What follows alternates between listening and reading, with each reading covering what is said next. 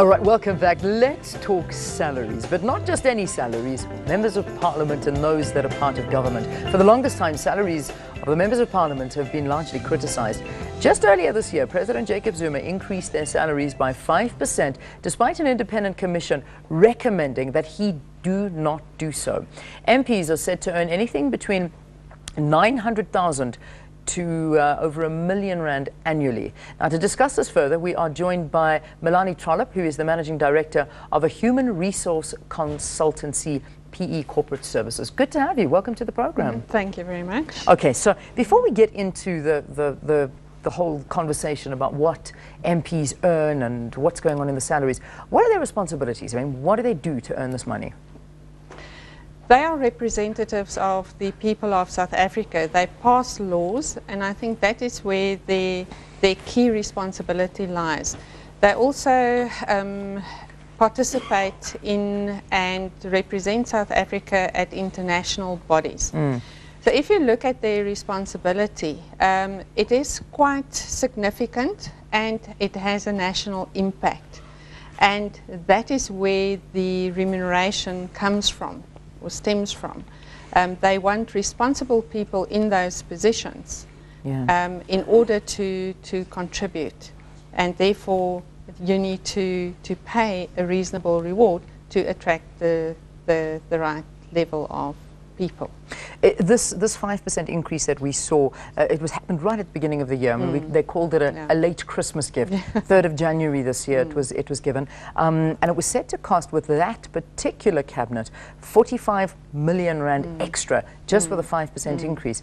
You know, times are tough at the moment, and that was against recommendations. You know, what was this the right path to take? And of course that is now going to be even more, seeing that there are more members of the cabinet. I think the independent commission that looks at the remuneration of public office bearers' salaries made certain recommendations, and I don't understand why those recommendations weren't followed. The recommendations had higher increases at the lower levels of the salaries, and then at the higher end they recommended 0. Now, I'm not saying that a 0 for people earning over R1 million is appropriate. People have to maintain their cost of living, but cost of living has a huge impact on your lower income earners compared to those with higher income levels.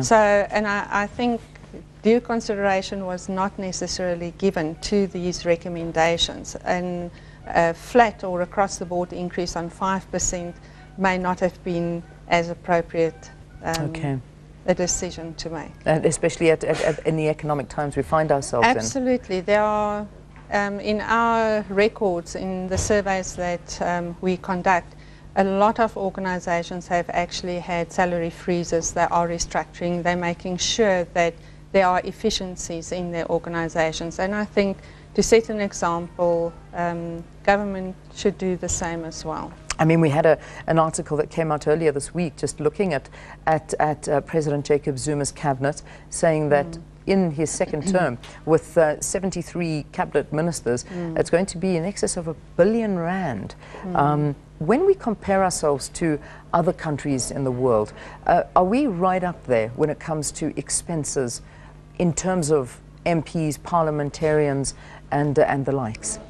I think one must be careful there to compare like with like. You can't compare what we are spending on salaries, on government salaries, compared to a developed country.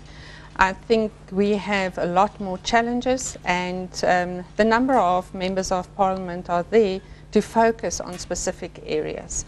And I think the country needs to focus. But it is all about performance at the end of the day and delivering on the objectives. So to me, it's the important thing is that the focus is there and performance management. Yeah, we haven't even spoken about perks yet. The houses, the bodyguards, the cars, you name it. So I mean, that's just the money that they get paid, but the perks are way in excess of that. Yes, the perks are very generous in certain instances. I can understand that these roles require people to travel and be away from home. So I can understand certain perks like security, like childcare facilities, and the housing is a contentious issue, I think. I think it is more about the abuse of the perks. If one can curb the abuse of perks, then it wouldn't attract so much attention, and people will accept it as long as they deliver on the mandate. All right, let's leave it there. Melanie Trollip, thank you for talking to us here on the program. Interesting conversation. Managing Director of Human Resource Consultancy, PE Corporate Services, talking about everything to do with MPs, salaries, perks, you name it. All right, let's get you some sports news now. The Comrades Marathon coming up on Sunday. Valen's not running it, but I think presenting it is probably just as strenuous. What, 12, 13 hours of live TV, Valen?